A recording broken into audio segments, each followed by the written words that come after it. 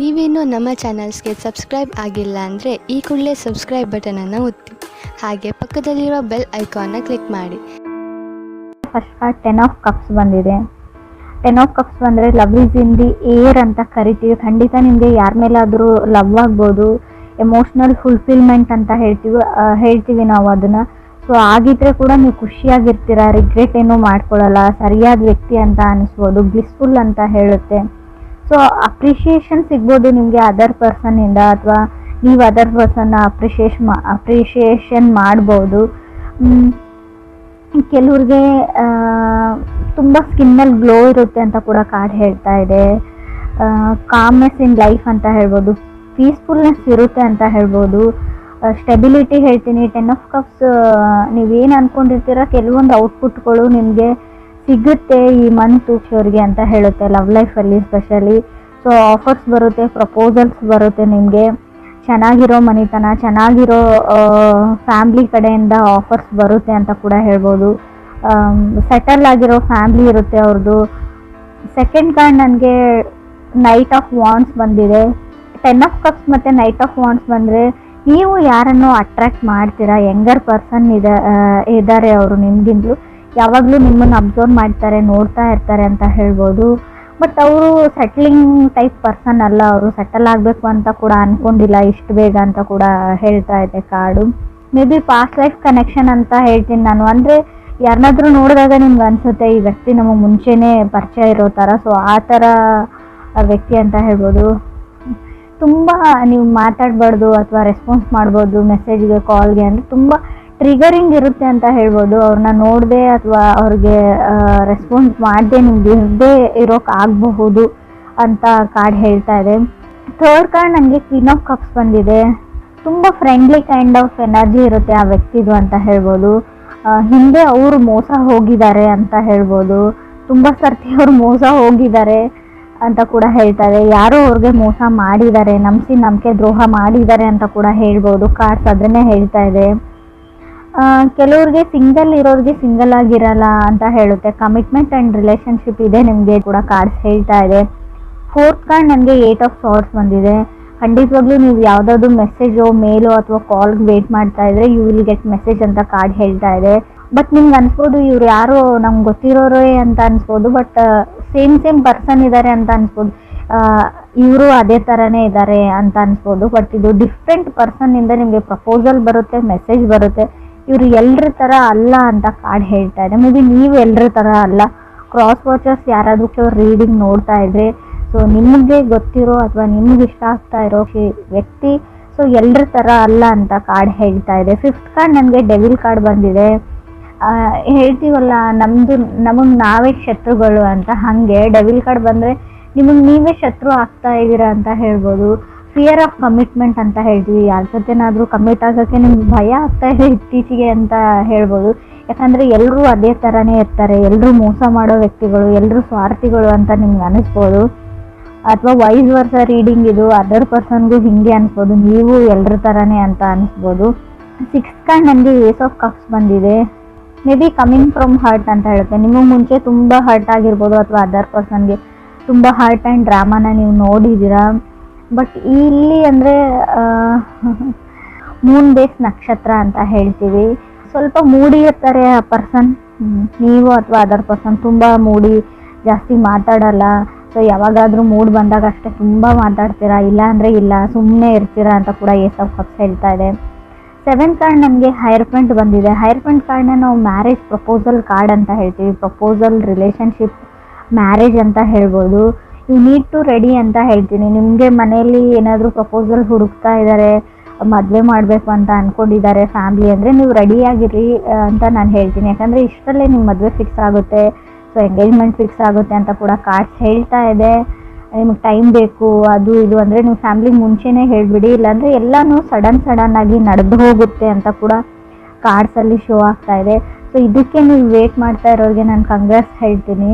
8th card ನನಗೆ pool card ಬಂದಿದೆ.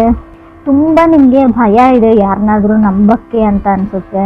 So trust issues ಅಂತ ಹೇಳ್ಬೋದು. ಯಾರನ್ನೂ ಎಲ್ಲರ ಮೇಲೂ ನಂಬಿಕೆ ಕಳ್ಕೊಂಡಿದ್ದೀರಾ ಕೆಲವರು ಅಂತ ಹೇಳುತ್ತೆ, ಎಲ್ರಿಗೂ ಅಲ್ಲ. ಫೂಲ್ ಕಾರ್ಡ್ ಮೇ ಬಿ ನೀವು ಸ್ಟೂಡೆಂಟ್ಸ್ ಆಗಿದ್ದರೆ ಅಥವಾ ಸೊ ನಾರ್ಮಲಿ ಏನಾದರೂ ಸ್ಟಡೀಸ್ ಮಾಡ್ತಾ ಇದ್ರೆ ಓವರ್ ಕಾನ್ಫಿಡೆಂಟಲ್ಲಿ ಏನನ್ನೋ ಹೇಳಕ್ಕೆ ಹೋಗಬೇಡಿ, ಮಾಡೋಕ್ಕೆ ಹೋಗಬೇಡಿ ಅಂತ ಹೇಳ್ತೀನಿ. ಸಜೆಷನ್ ಥರ ತೊಗೊಳ್ಳಿ ನೀವು.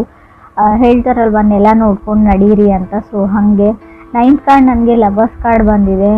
ಸೊ ನೀವೆಷ್ಟೇ ಈ ವ್ಯಕ್ತಿಯಿಂದ ದೂರ ಹೋಗಬೇಕು ಅಂತ ಅಂದ್ಕೊಂಡ್ರು ಕೂಡ ಅಷ್ಟೇ ಹತ್ತಿರ ಆಗ್ತೀರಾ. ಲಾ ಆಫ್ ಅಟ್ರಾಕ್ಷನ್ ಹಂಗೆ ವರ್ಕ್ ಆಗ್ತಾ ಇದೆ. ಸೊ ಆ ವ್ಯಕ್ತಿಯಿಂದ ನೀವು ದೂರ ಓಡೋಗೋಕ್ಕಾಗಲ್ಲ ಅಂತ ಕಾರ್ಡ್ ಹೇಳ್ತಾ ಇದೆ. ಲವರ್ಸ್ ಕಾರ್ಡ್ ಬಂದಿರೋದ್ರಿಂದ love is in the air ಅಂತ ಹೇಳ್ತೀನಿ.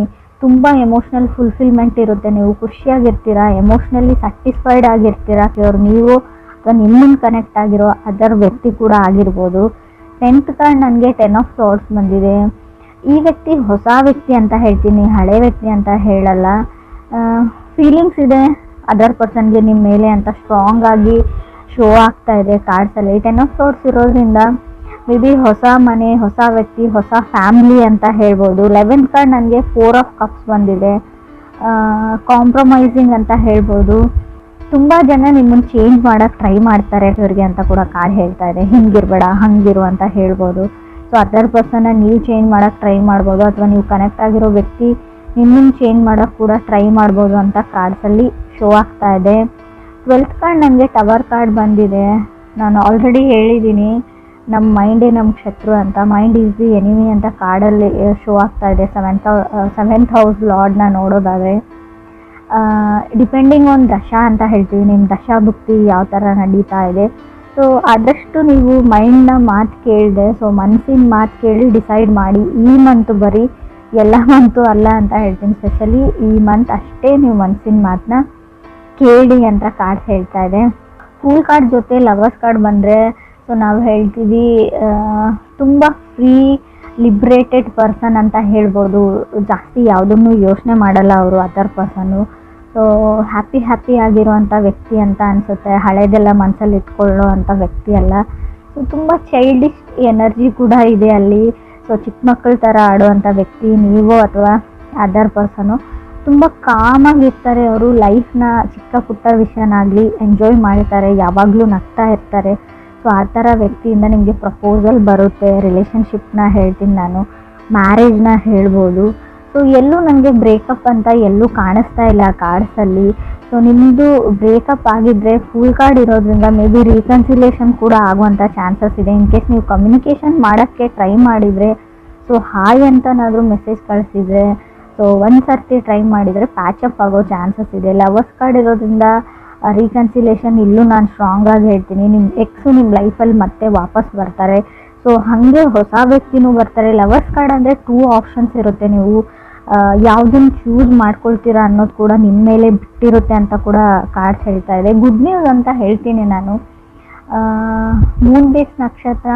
ಸೊ ಮೇ ಬಿ ಸ್ವಲ್ಪ ಮೂಡಿ ಇರ್ತಾರೆ ಅವರು, ಆ ವ್ಯಕ್ತಿ, ಅಥವಾ ನೀವು ಮೂಡಿ ಇರ್ಬೋದು ಅಂತ ಹೇಳುತ್ತೆ. ಫಸ್ಟ್ ಕಾರ್ಡ್ ಪ್ರಕಾರ ನೋಡೋದಾದರೆ 10 ಆಫ್ ಕಪ್ಸ್ ಬಂದಿರೋದ್ರಿಂದ ಯಾರ್ಯಾರು ಸಿಂಗಲ್ ಇದ್ದೀರಾ, ಸೊ ಅವರಿಗೆ ಖಂಡಿತವಾಗ್ಲೂ ಸಮ್ಮನ್ ಸ್ಪೆಷಲ್ ಥರ ವ್ಯಕ್ತಿ ನಿಮ್ಮ ಲೈಫಲ್ಲಿ ಬರ್ತಾರೆ ಈ ಮಂತು ಅಂತ ಹೇಳಿ ತುಂಬ ಜನನ ನೀವು ಅಟ್ರ್ಯಾಕ್ಟ್ ಮಾಡ್ತೀರಾ. ತುಂಬ ಜನ ಫ್ರೆಂಡ್ಲಿ ಟೈಪ್ ಆಫ್ ಎನರ್ಜಿ ಇರೋದ್ರಿಂದ ತುಂಬ ಜನ ಒಂದು ಗ್ರೂಪ್ ಥರ ಇರುತ್ತೆ ನಿಮ್ಮದು. ಯಾರನ್ನು ನೀವು ಚೂಸ್ ಮಾಡ್ಕೊಳ್ತೀರಾ ಅನ್ನೋದು ಕೂಡ ನಿಮ್ಮ ಮೇಲೆ ಬಿಟ್ಟಿರೋದು ಅಂತ ಅನಿಸುತ್ತೆ ನನಗೆ. 8 ಆಫ್ ಸಾರ್ಡ್ಸ್ ಕಾರ್ಡ್ ಇರೋದ್ರಿಂದ ಖಂಡಿತವಾಗ್ಲೂ ಕಮ್ಯುನಿಕೇಷನ್ನ ನಾನು ಹೇಳ್ತೀನಿ. ನೀವು ಯಾವುದಾದ್ರೂ ಮೆಸೇಜ್ಗೋ ಅಥವಾ ಕಾಲ್ಗೋ ವೇಟ್ ಮಾಡ್ತಾ ಇದ್ದರೆ you will get a message ಅಂತ ಕಾರ್ಡ್ ಹೇಳ್ತಾ ಇದೆ. ಬಟ್ ಡಿಫ್ರೆಂಟ್ ಒನ್ ಅಂದರೆ ನೀವು ಎಕ್ಸ್ಪೆಕ್ಟ್ ಮಾಡಿರೋ ವ್ಯಕ್ತಿಯಿಂದ ಮೆಸೇಜ್ ಬರುತ್ತೋ ಇಲ್ವೋ ಗೊತ್ತಿಲ್ಲ. So somebody from different person ಅಂತ ಹೇಳ್ತಾ ಇದೆ. ಪಾಸ್ಟ್ ಲೈಫ್ ಕನೆಕ್ಷನ್ ಹೇಳ್ತೀನಿ ನಾನು ಡೆವಿಲ್ ಕಾರ್ಡ್ ಇರೋದ್ರಿಂದ. ಡೆವಿಲ್ ಕಾರ್ಡ್ ಯಾವ ಥರ ಅಂದರೆ ಇಲ್ಲದೆ ಇರೋದ್ರ ಬಗ್ಗೆ ನೀವು ಜಾಸ್ತಿ ಯೋಚನೆ ಮಾಡ್ತೀರಾ. ಇದಿರ್ಬೋದಾ, ಇದು ಹಿಂಗೇನಾ. ಆ್ಯಕ್ಚುಲಿ ಅದು ಪ್ರಾಕ್ಟಿಕಲಿ ನೋಡೋದಾದರೆ ಆ ವಿಷಯ ಇರೋದೇ ಇಲ್ಲ, ಆ ಸಿಚುವೇಶನ್ ನಿಮ್ಮ ಲೈಫಲ್ಲಿ ಬರೋದೇ ಇಲ್ಲ ಅಂತ ಅನಿಸುತ್ತೆ. ಸೊ ತುಂಬ ನೆಗೆಟಿವ್ ಅಥವಾ ಟಾಕ್ಸಿಕ್ ಥಿಂಕಿಂಗ್ನ ಬಿಡಿ ಅಂತ ಹೇಳ್ತೀನಿ. ಡಿಲೇ ಅಂತ ಏನಿತ್ತು ಅವ್ರ ಲೈಫಲ್ಲಿ ಅದು ಮುಗ್ದಿದೆ ಅಂತ ಹೇಳ್ಬೋದು. ನಿಧಾನ ಅನ್ನೋದು ಮುಗ್ದಿದೆ. ಹ್ಯಾಪಿನೆಸ್ ಓವರ್ಲೋಡೆಡ್ ಅಂತ ಹೇಳ್ತೀನಿ. ನಿಮ್ಮ ರೀಡಿಂಗಲ್ಲಿ ಫುಲ್ ಖುಷಿಯಾಗಿರೋ ಲವ್ ಲೈಫ್ ರೀಡಿಂಗ್ ಇದು ಅಂತ ನಂಗೆ ಅನಿಸುತ್ತೆ. ರಿಲೇಷನ್ಶಿಪ್ ರೀಡಿಂಗ್ ಆದರೂ ತೊಗೊಳ್ಳಿ, ನೀವು ತುಂಬ ಖುಷಿಯಾಗಿರ್ತೀರಾ.